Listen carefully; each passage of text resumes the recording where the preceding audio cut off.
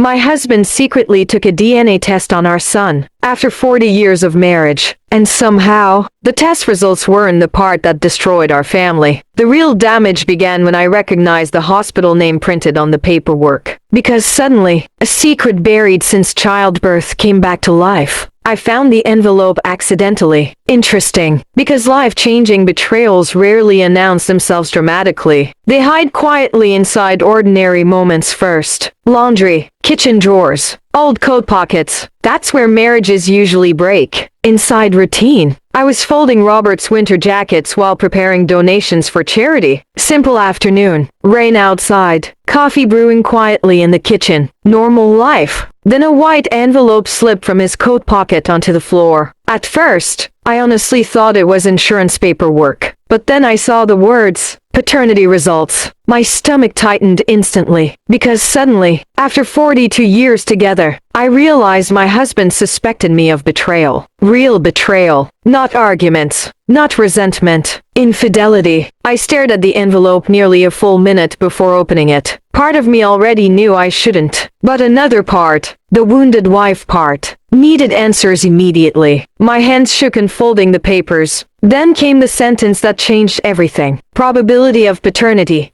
99.98%. Silence. Real silence. Because suddenly, nothing made sense. If the test proved our son belonged to Robert, why hide it? Why secretly test him at all? And why now? Our son Michael was 40 years old, married, a father himself. So why would my husband suddenly question paternity after for decades? Then I noticed something else printed across the top of the paperwork. Steady Mary's Medical Center. My blood ran cold instantly, because suddenly, I recognized that hospital immediately. Not because of the DNA test, because Michael was born there, 40 years ago. And suddenly, a memory I spent decades trying to bury returned all at once. The nurse, the confusion, the missing hospital bracelet, and the woman screaming down the hallway that her baby was gone. My chest tightened painfully now, because suddenly, I realized Robert wasn't secretly testing whether Michael belonged to him. He was testing whether Michael belonged to us at all. Then the front door opened downstairs. Robert was home early, and somehow, the look on his face when he saw the envelope in my hands told me something terrifying. He wasn't angry I discovered the test. He was terrified I finally remembered the hospital. Then softly, almost shaking, my husband whispered, "You weren't supposed to find that yet." My blood turned cold instantly, because suddenly, I realized my husband had been investigating something alone for months. Something connected to the day our son was born, and somehow, he believed the truth could destroy our entire family. For several seconds, I couldn't move. Rain tapped softly against the kitchen windows while Robert stood frozen near the doorway. And suddenly, after 42 years of marriage, my husband looked like a stranger, not because of anger, because of fear. Real fear. The kind people carry when truth has already become too large to control. I held the DNA papers tightly. "What did you do?"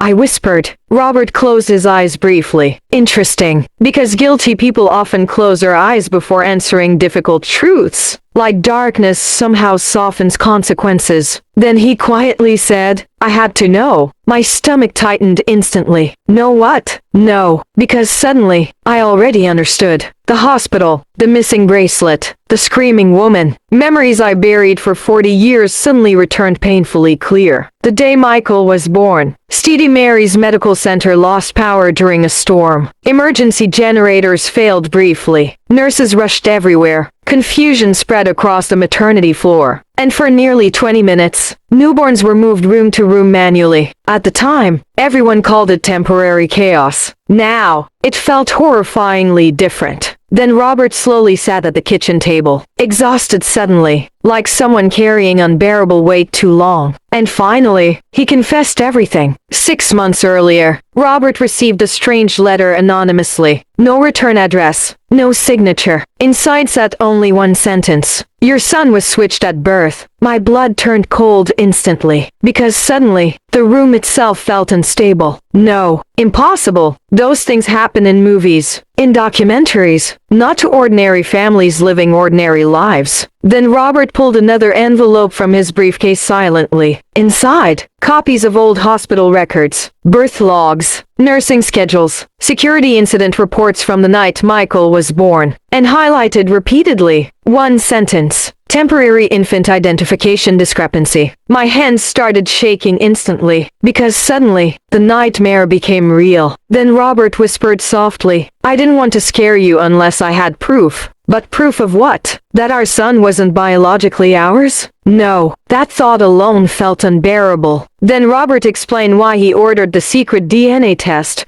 Not because he doubted me, because he doubted the hospital. Interesting, because betrayal from strangers somehow feels colder than betrayal from family. Then came the sentence that shattered me completely. The test proved Michael is mine, but it doesn't prove he's yours. Silence. Real silence. Because suddenly, I realized something horrifying. Robert secretly used his DNA only, not mine, meaning one terrible possibility still remained. Michael could biologically belong to Robert. And another woman. My breathing turned shallow instantly, because suddenly, the screaming woman from the hospital hallway returned vividly in my memory. A young mother crying hysterically while nurses searched rooms frantically. At the time, I barely processed it through exhaustion and medication. Now, I remembered every detail. Then Robert looked directly at me. "There's more." Of course there was. There's always more. Then he handed me a faded newspaper clipping carefully preserved inside plastic. Local article, dated 40 years earlier. Headline, "Hospital settles quietly after maternity incident." My blood ran cold instantly, because suddenly, I understood why Robert investigated secretly. The hospital buried something. Then he explained everything he discovered. 3 newborns temporarily lost identification during the blackout. 1 infant was recovered immediately. Another confirmed through emergency records later. But the 3rd case remained uncertain, officially unresolved. And according to Robert, Michael's birth time matched a missing infant exactly. I covered my mouth immediately, because suddenly, my entire life felt fragile. Every first birthday, every school memory, every moment holding my son as a baby. What if another mother somewhere carried the exact same grief unknowingly? Then Robert quietly admitted the worst part. The anonymous letter included a name. Elaine Porter, the woman screaming in the hallway that night. My stomach twisted painfully, because suddenly, she became real again. Not memory, not background noise, a mother. Then Robert whispered something heartbreaking. "She's been searching for 40 years. No. Tears filled my eyes instantly, because suddenly, I imagined another woman spending decades wondering where her child ended up.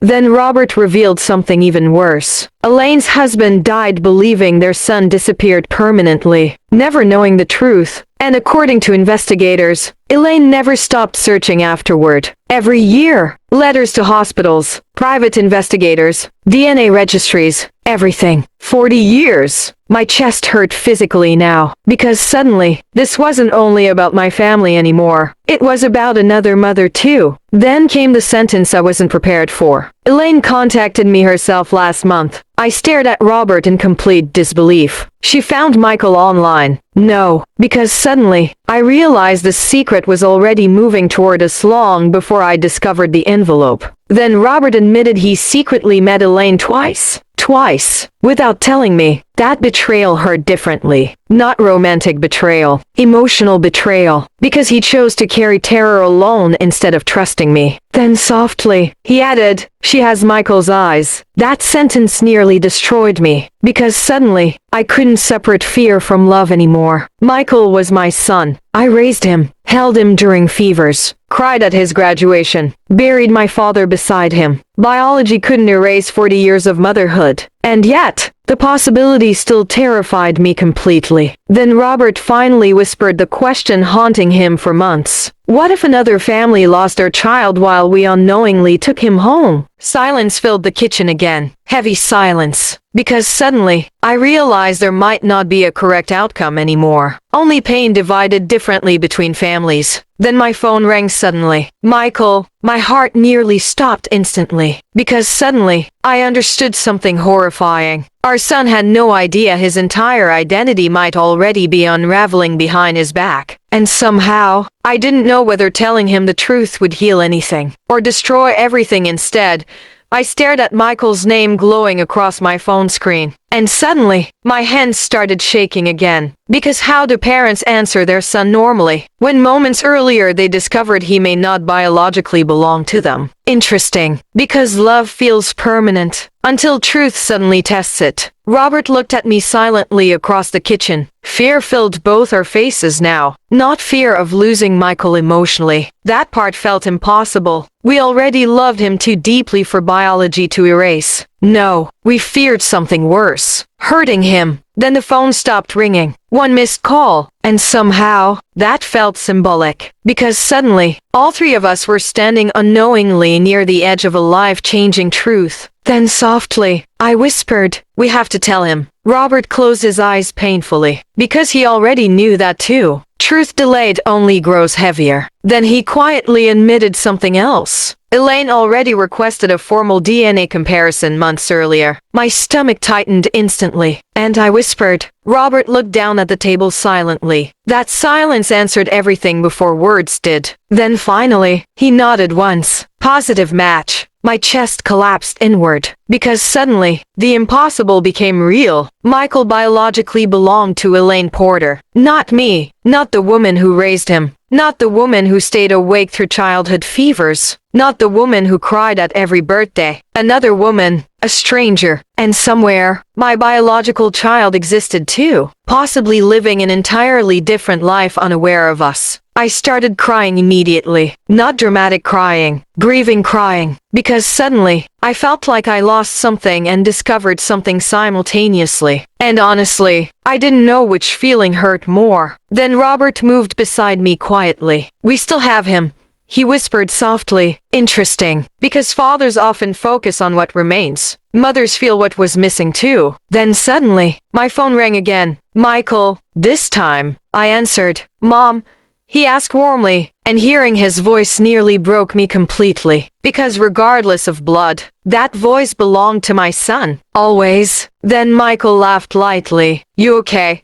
Dad sounded strange earlier. I closed my eyes briefly, because suddenly, I realized there would never be a perfect way to destroy someone's understanding of themselves. So instead, I told him the truth gently. Not everything immediately.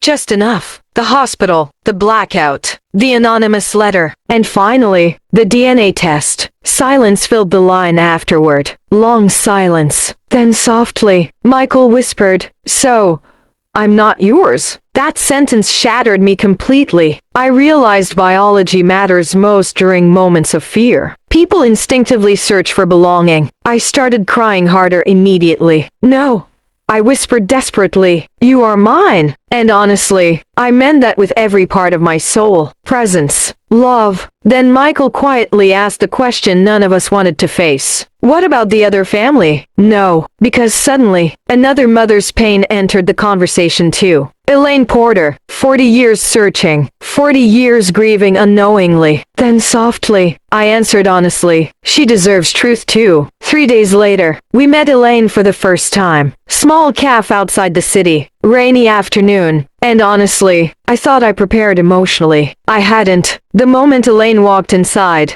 I understood why Robert mentioned Michael's eyes. They were identical. Same smile too. Same nervous habit touching coffee cups repeatedly. Biology stood directly in front of me suddenly. And somehow, it hurt beautifully. Because despite losing 40 years with her son, Elaine looked at Michael with pure love instantly. No resentment. No ownership. Just overwhelming emotion. Then came the hardest moment of my life. Elaine looked at me crying softly and whispered, "Thank you for loving him." That sentence destroyed me completely. Because suddenly, we weren't enemies. We were two mothers damaged by the same hospital mistake. Then Elaine revealed something heartbreaking. Her biological son died 7 years earlier in a motorcycle accident. My blood ran cold instantly. Because suddenly, I realized life already stole her child twice. Once through the hospital, once through death. And somehow, Michael became the final remaining connection she had left. Then Michael quietly took both our hands together across the table. Interesting, because sometimes, Children heal wounds parents cannot. Then softly, he said something none of us will ever forget. I think I got lucky enough to have two mothers. We all cried after that. Real crying. Because suddenly, love became larger than biology completely. Months later, our families slowly blended into something strange but beautiful. Not perfect, not simple, but honest. Elaine visits often now. Birthdays, holidays, Sunday dinners sometimes. And every time I watch her laugh with Michael, part of me still hurts. But another part heals too. Because mothers don't stop loving simply because truth changes shape.